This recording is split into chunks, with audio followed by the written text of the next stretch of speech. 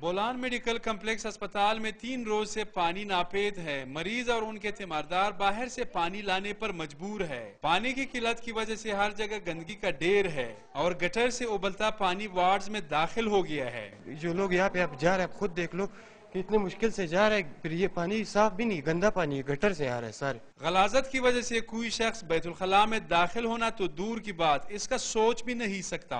اسپتال کی گندگی بیماروں کو مزید بیمار تو کرے گی، لیکن ان کے دیکھ بھال پر مامور افراد کی صحت بھی خطرے میں ہے، اور پھر بیماروں کے علاج و معالجہ میں مصروف طبی و نیم طبی عملہ اور دیگر سٹاف کی صحت کے آگے بھی یہ گندگی سوالیہ نشان ہے۔ اسپتال انتظامیہ کا رویہ ہے کہ وہ مسئلہ رپورٹ کرنے میں دلچسپی نہیں رکھتی، اسی لیے انہوں نے ڈان نیوز کی ٹیم کو وارڈ کے باہر جمع گندے پانی کے فوٹیج بنانے سے روکنے کی کوشش کی۔ یہ صوبے کا سب سے بڑا اسپتال ہے، مگر اس اسپتال میں حالت یہ ہے کہ اس گندے پانی سے ہو کر مریضوں کو وارڈ کے اندر جانا پڑتا ہے۔ کیمرامین فیاض احمد کے ساتھ سید علی شاہ، ڈان نیوز، کوئٹہ۔